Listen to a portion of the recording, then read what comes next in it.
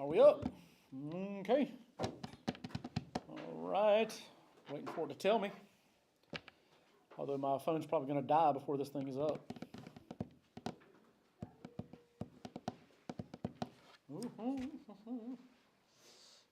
I still don't have anything. There it goes. There it goes. Well, I'm sure probably nobody's tuned in just yet because we just got started. But if you're watching by recording, good. There we go. If you're watching by recording, then welcome.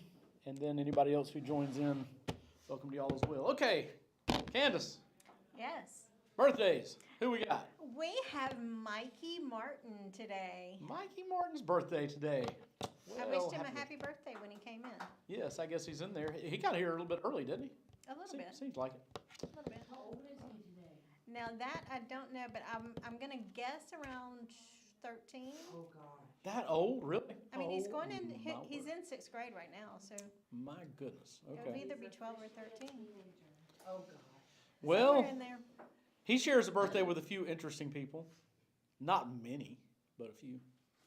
1931, happy birthday to William Shatner. Oh boy. Yes, he's quite the crazy one. Also, y'all may not care about these particular personalities. 1948, Wolf Blitzer from CNN. He was born. Anybody know where he was born? He was born in. What? I don't know about that. Canada. He was born in Germany, which makes sense. I mean, the name Blitzer, it sounds like it would be. And also in that same, I guess, commentator kind of line of thinking, 1952, Bob Costas, of course, is a sports reporter. He was born in Queens, New York. And then, if you like movies, you may or may not like 1976, Reese Witherspoon, born in New Orleans, Louisiana, on this date. I was more interested in the people who died on this date. I thought it was a little bit more interesting, but that's just because one of them is because of the bent of what I do. But in this date, in 1758, Jonathan Edwards died. Now, Jonathan Edwards, he's the greatest theologian, without question, that America has ever produced. But he honestly, he's probably one of the greatest minds that America has ever produced as well. But anyway, I almost mentioned him. In fact, I had it in my notes to mention him this past Sunday. I did not. Because, of course, his great sermon caused, if you will, in human terms, of course, the Great Awakening, sinners in the hands of an angry God. And I was thinking about it a little bit more, and the reason, in case anybody's in here, or if you're watching and you're not really sure what the connection is there, I was talking about God's anger over our sin, and I was thinking, that's some people might say, well, you don't. What are you trying to do? Scare people into heaven? I'm like, that's what it takes, I've heard people say, well, you really shouldn't preach a whole lot about hell because all that'll do is, scare people into getting to heaven. Well, I'm thinking about it like this. My daughter yesterday, she flew to San Antonio. She's in her, oh goodness, hurts my heart. She's in her last shotgun competition, her last shotgun shoot of her college career. And I got to go last year, but I couldn't go this year. But if I knew that her plane was going down, I probably would not try to convince her to not get on that plane because I loved her a lot. I'd tell her, you're going to go in flames. You are going to go up in flames if you get on that plane. I don't care if it scares her. Whatever it causes for her to get off of that plane, that's what I would tell her. And by golly, if telling someone about hell and God's anger and wrath is what causes them to get saved, I'm all for it.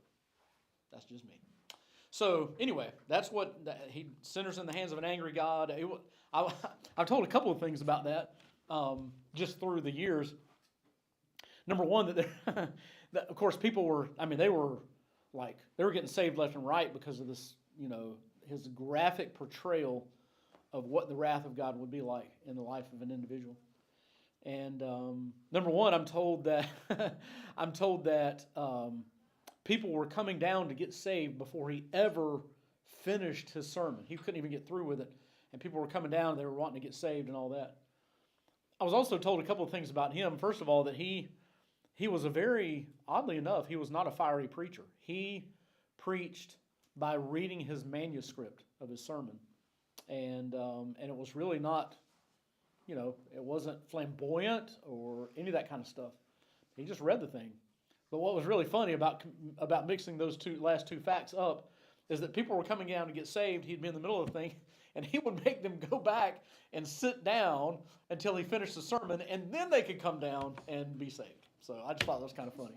But anyway, greatest theologian by far, and probably the greatest mind that America has ever produced. Or one of the greatest minds that America has ever produced. Died on this date, 1758, and then also on this date in 2001, William Hanna died, and that may not ring a bell until maybe I throw in the other half of that name, Hanna-Barbera.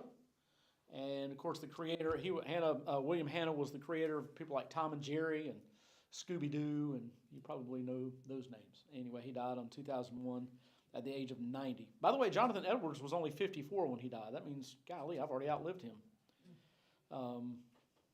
Well, I will in about 20 years, maybe.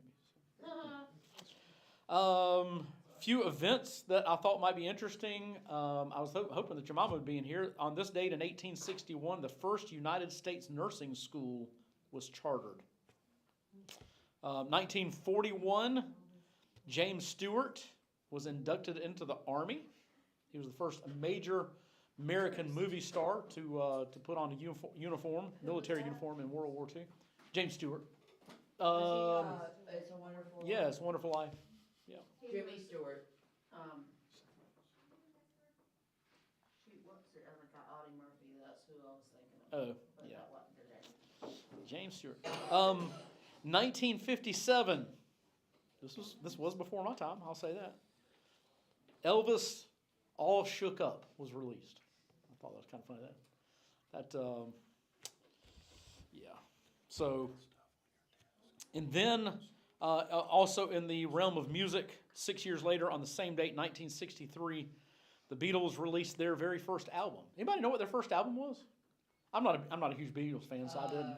The Yellow Submarine. No. Mm-mm. Oh goodness! You don't have to yell. It's all right.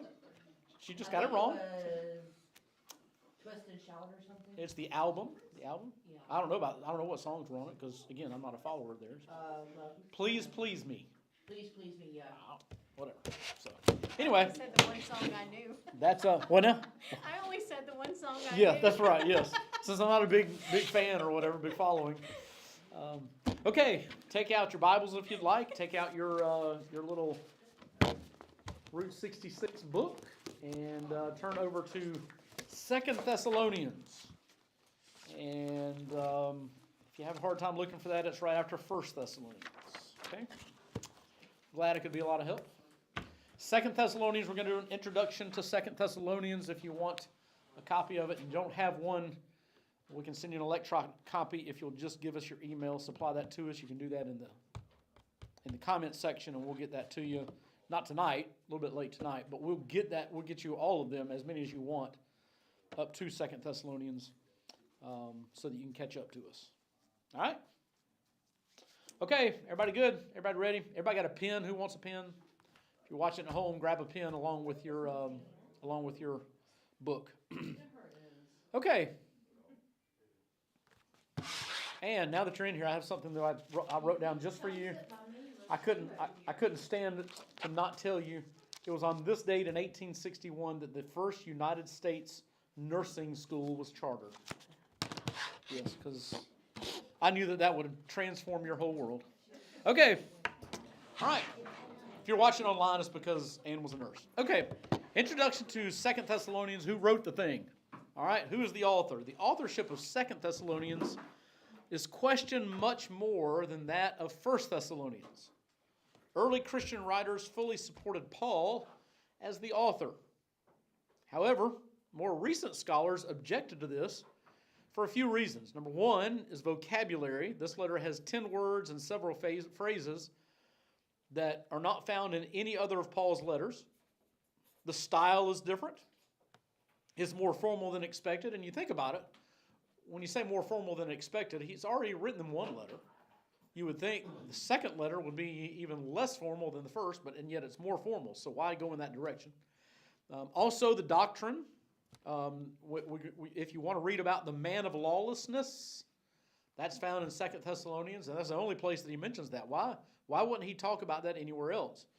1 Thessalonians stresses the soon return of Christ, but 2 Thessalonians emphasizes what has to come before he returns. Again, this kind of seems backwards, but we're going to explain that in just a few moments. But also the audience, in other words, the recipients, those who are receiving the letter, it seems to be different. Some suppose that Gentiles were the audience of the first letter, but Jews were the audience of the second letter.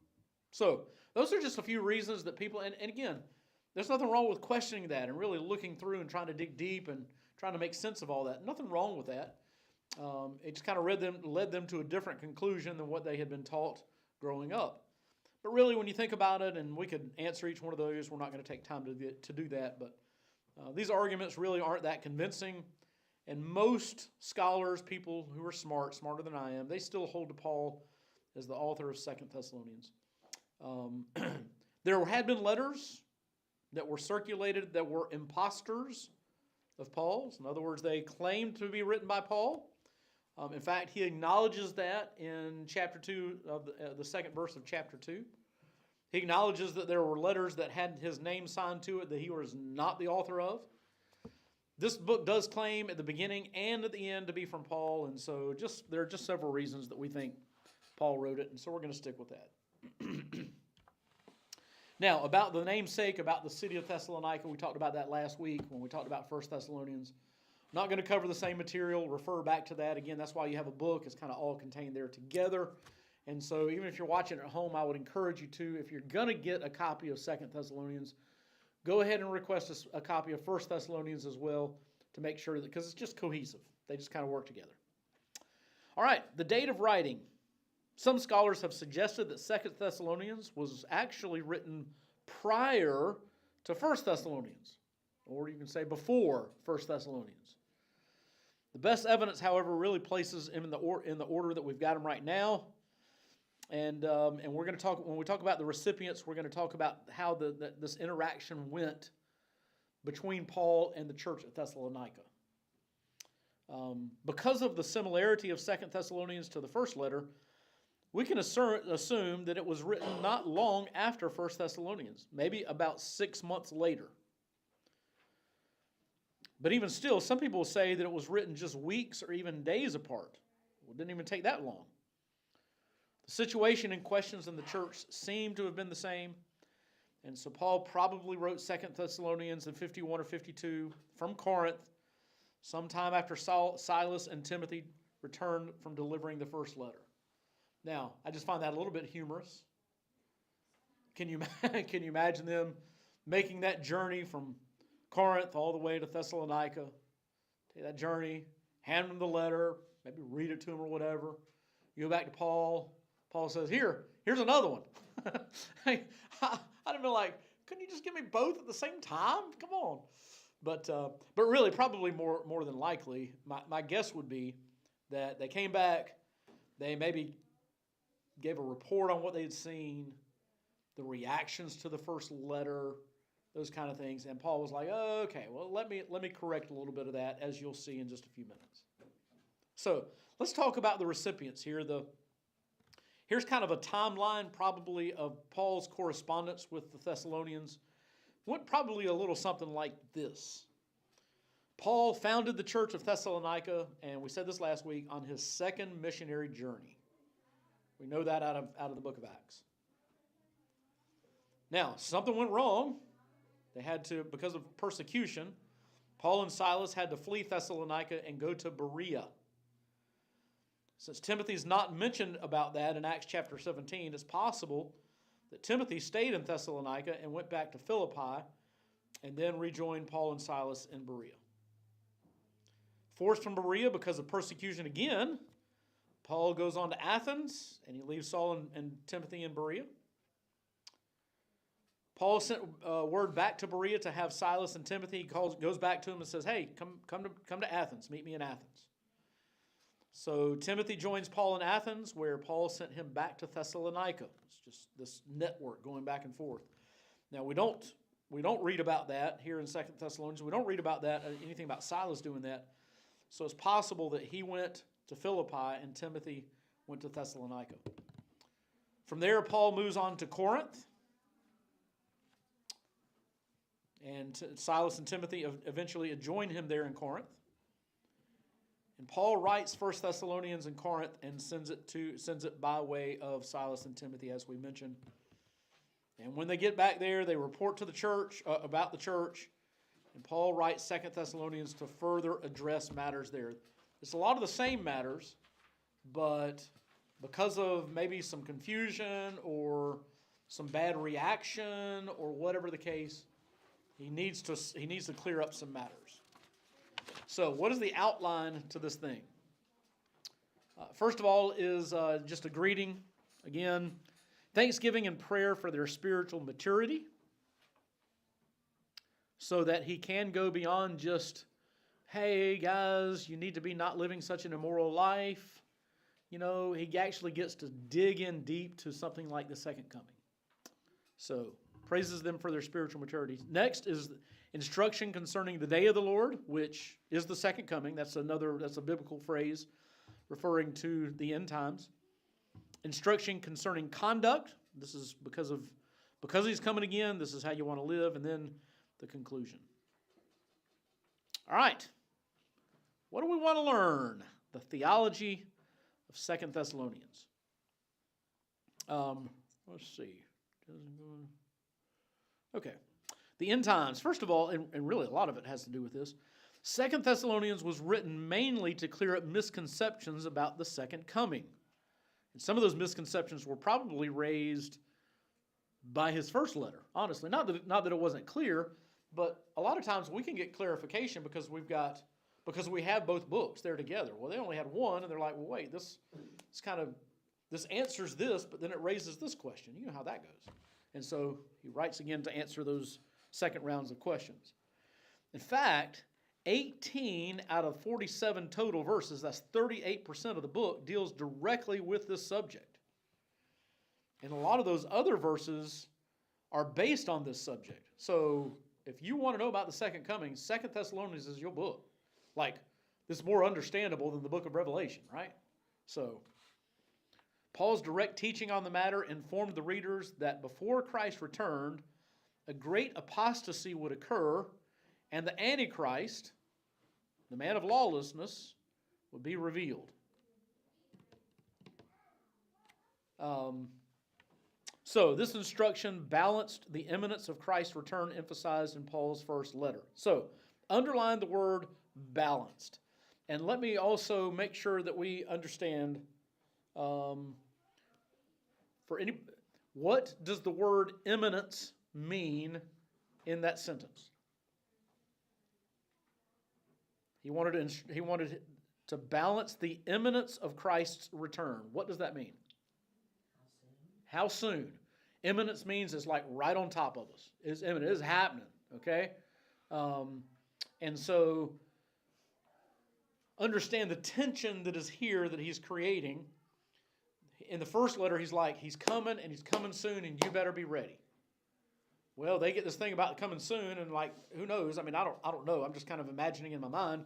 They might have been freaking out or something we mentioned last week, quitting jobs, leaving unbelieving family behind and all that kind of stuff, getting ready for Jesus to come. And so he's like, well, let's put on the brakes here. I mean, it is going to be soon. However, you got to understand that there are some things that are going to happen before this comes. So there's going to be some signs. So there's no need to run out and quit your job just yet. Okay? You still have responsibilities that you are responsible for. And just because Jesus is coming back doesn't let you off the hook. You need to stick with those responsibilities. All right? We are going to... we're going to come back to that in just a second. I probably need to switch these so that these two are not broken up. But anyway, let's kind of move to a different subject, and then we're going to come back to that one, or the results of the end times, and his teaching on that. Persecution and affliction. Just as Paul had been persecuted at Thessalonica, the rest of the believers there were in danger. Evidently, the persecution was intensifying. Paul praised them for their increasing love, faith, and endurance in the face of such trials. As a lead-in to a discussion of the end times, Paul must have been concerned that the Thessalonian believers would grow to fear that God had forgotten them. Let me just ask you, have you ever felt like maybe God forgot you or overlooked you? I've been there. Yeah. So, like in my adult Christian ministerial life, even, you know? And so, when they are going through this kind of intense persecution and it's only getting worse, because sometimes maybe you pray about stuff and it doesn't seem to get any better, but actually goes in the opposite direction. You're like, I mean, is God even listening anymore? And so his discussion about the end times is to remind them, hey, he hasn't forgotten you. I know that you're going through intense stuff right now, but understand that there is more to come. In fact, he says, on the contrary, a glance into the end times taught them that not only did God remember them, he would one day give them victory and bring about the destruction of their enemies. One day, everything will be made right. It may not be exactly the way that we want or the way that we plan or the way that we even asked for, but it happens. Okay, so now let's get back to, and I guess that order isn't all that bad. Yeah, it is. Persecution and affliction needs to be the first section there. But so talk about persecution and affliction. Hey, before I get into the end times, understand God hadn't forgotten you. Let's talk about the end times, and then let's talk about how the end time is going to affect you. Diligence and cooperation with expectancy. In other words, you got two seemingly opposite reactions to the end times. And what he's saying is you need to have these in balance. There needs to be there is a tension that surrounds them and how they work together, and yet they work together. That's the point. Paul's first letter warned that Christ would return like a thief in the night and urged watchfulness. Be ready. And isn't that what Jesus said? He said to be ready. However, that produced an unhealthy situation based on a misunderstanding of Paul's intentions, where the people did nothing but watch and wait. Let's sit around and twiddle our thumbs. If Jesus is coming back that soon, so what? I'm pretty sure they were joking, but I don't know for sure, honestly. I've had another pastor who's told me. He had some life savings or whatever built up and all that, and he was like, yeah, Jesus is coming soon. I'm going to spend it all. And so he went on a spending spree. He went places and bought things and all that kind of stuff. And maybe he had like a ton in the bank and he could afford to do all that stuff. I don't know, but it's just like all of a sudden out of nowhere he starts spending this because Jesus is coming back. Well, nah, not a good idea. Because he's coming back, but he's teaching us in 2 Thessalonians, 1 Thessalonians, he's coming back soon. 2 Thessalonians, oh yeah, he's coming back, but understand you still got a life to live. You still got these responsibilities. Don't be foolish. So Paul writes again to clear up the confusion and to explain what must take place before Christ returns. The second letter sought to put things back in their proper balance. There's that word again. I had you underline it the first paragraph at the top under the section. And here I'm having you write it down. Put things in their proper balance and to correct the thoughts of the excited Thessalonians. So, balance. That's the key. There is a diligence. There is an expectancy. There is a hope. And there's a trudging through the way things are right now. It's all there. Paul warned to calm their hysteria and to make them wait, not in excited idleness, but in patient and diligent attendance to the day's work.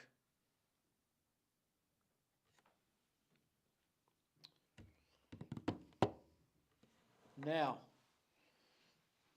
there's a popular saying that is used, and we need to understand the context in which it's used. Christians like to say, well, a man ain't going to eat. If a man ain't going to work, he ought not eat. That is what the Bible says, but we have to understand the context from which it came. And it came in this context. It came from those who thought that quitting their job and doing all this stuff, honestly, it came from a standpoint of those who thought that they were being more spiritual. That was the problem. They thought they were being more spiritual by saying, oh yes, the Lord is coming, and, understand the context in which I say this, or the context in which I'm almost making fun of it, but it's the context. The Lord is going to look out for me. Is God going to look out for you? Absolutely He is. But that is no excuse to throw caution to the wind and not provide the way that you are called to provide.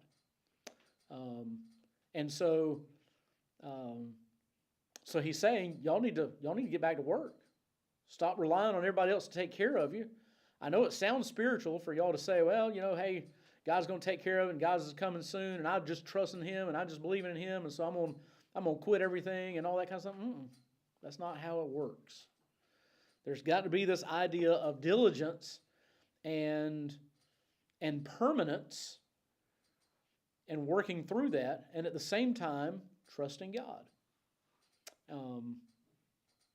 So, that is what 2 Thessalonians really is all about. There was an illustration that I wanted to put on the board, and now I can't even remember what it was or where I wanted to put it. It was something about the end times. Okay, well, questions. What questions do you have? Any questions about either 1st or 2nd Thessalonians? And because we got time, we are finished early tonight. Short book, short intro.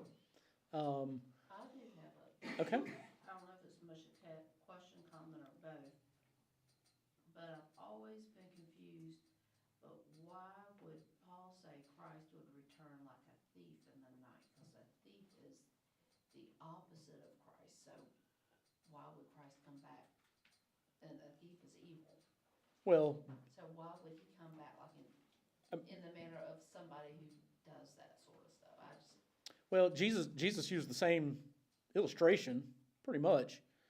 The point is, it's kind of like you can use something that is negative to talk about something that is good. For instance, when Paul says to not be drunk with wine, but to be controlled by the Spirit, but to walk in the Spirit. And the point is, in that case, he was saying, listen, wine controls you. Don't be controlled by wine, be controlled by the Spirit. Well, here, it's just an illustration to wake you up, to say, just like a thief comes in the middle of the night and you're not ready for it, he's going to come at a time that you don't know what the deal is. That's how Jesus is coming. Which, again, is the reason, same thing I said last week, which is, or maybe I said it Sunday, because this was a topic of discussion in my class in the same room on Sunday for new and prospective members of the church, that if somebody says that Jesus is coming back on a particular day, you can write it down in your little notebook and you can put it in your phone. That is not the day that Jesus is coming, because nobody knows the day, and we're not going to get up into heaven and somebody be saying, oh, see, I told y'all this is when He was coming, and somebody get credit along with Jesus. Ain't happening. So He's going to do it at a time where nobody expects it, nobody's ready. That's what He means by saying thief in the night. So, good question. Other questions? About the study, about the end times in general? Anything? That's awesome, because I got some questions for y'all that I want y'all to answer then. But anyway. Okay, well, if y'all don't have any, then we are set. That is 2 Thessalonians, and let's see, we're still only, maybe halfway through your book, something like that? Still got a ways to go. And then we might just have a little fun evening at the end of this book. Okay. What prayer requests do you have? If you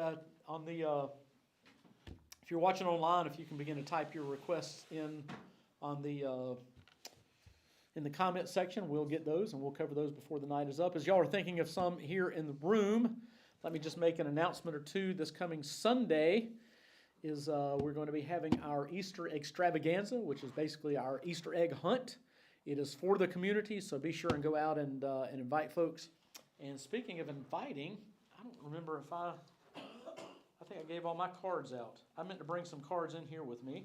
We have cards for you, just some business-sized cards for you to take. And if we can get those actually before everybody gets out of here, you can take as many as you will give out. And because we got 1,000 of them right now. We gave out all the ones that we put out on Sunday, but that was only, I mean, just looking at it, it was maybe a couple of hundred. We had plenty more to give out. And on one side it says Easter at Emmanuel, just plain. On the other side, it's our theme for this year, which is more than this. And then it's got a QR code for people in the website. QR code for people to use their phone and then go straight to our website that tells all of the activities we have going on for Easter. And so, yeah. Anyway, Easter egg hunt this coming Sunday, 2:00. We need candy. For me. No, I'm just kidding. Not going to happen. No chocolate. But, yes, that's correct. But anyway, it'll be a good time. Great community outreach. All right. Any requests that have already been given to us, prayer requests that have been given to us already?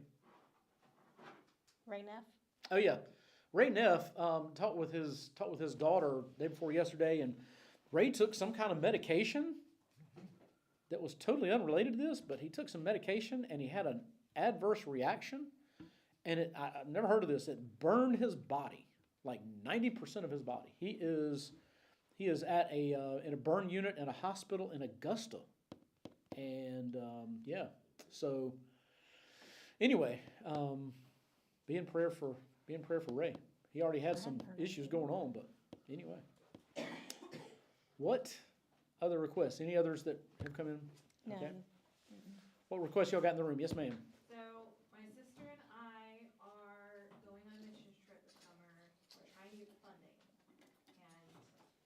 Lot because we're both trying to raise money together and everything, but we're going back to Israel if we can get the funding. So super exciting. So just prayers in that area that whoever is supposed to give will contribute and that we can get all of that in time. It all has to be in by like the beginning of May, like first week of May. That's like really soon. So just trying to Okay. all of that taken care of. So raising money to go on a mission trip, you and your sister, mission trip to Israel. And it's going to last how long? How long is that? Is it 2 months? 6 weeks? 6 weeks. Mm-hmm. And so trying to raise money for that. Got about 6 weeks to raise the money. And so, yeah, we want to do that. So what we're going to need from you, Abby, is how we need to come up with a way. I can't talk about this tonight. I've got another meeting. We need to figure out how we can give, how we can support that. So, yes, we'll need to discuss that. So, okay. What else? Yes, ma'am. My oldest girlfriend, who's only a month older than I am, but 38? Is that yeah, something? Okay. pretty All right. close. She was fine one day, and the next day she's having infusions and as well as transfusions. Oh, goodness. And so I'd like to put her on the prayer. Her name is Karen Sauer, S-A-U-E-R. Karen Sauer. All right. Infusions and transfusions. All of a sudden. Okay. All right. And let's see. 3 out of the last 4 days, not counting today, 3 out of the last 4 days, I was at a funeral for somebody who was, all 3 of them were members of our church. And so, yeah, be in prayer for their families. Tommy was one. Frances Bennett. Her funeral was Monday, and then Buck Love's funeral was yesterday. So. They say those things come in threes. Mhm. All right. Anybody else? Okay. Well, let's go to God in prayer. We'll just be out a little bit early tonight. Yeah, we do look forward to your coming, and we thank you that men like Paul and John and others wrote down words that you gave to them about the end times, and it certainly does leave a lot of questions, a lot of question marks. There's a lot more that we don't know than what we do know, but can't help but believe that you gave us what we needed to know. So help us to be students of that, and give us also a proper balance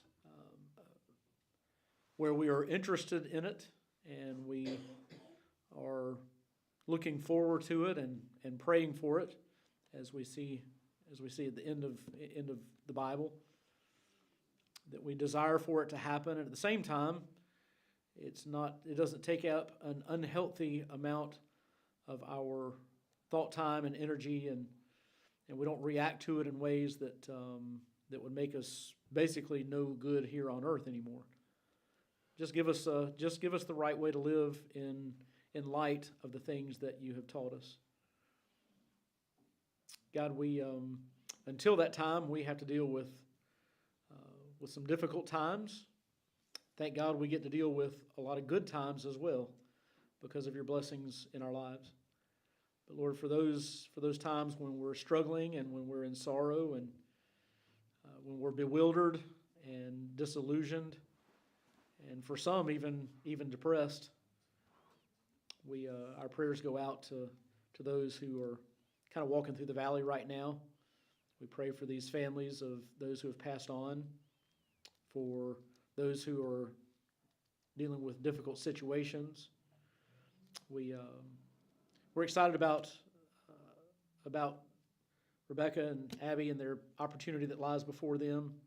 God, you know what is needed before that can happen, and so Lord, I pray that you'd provide as you can, as you so often do.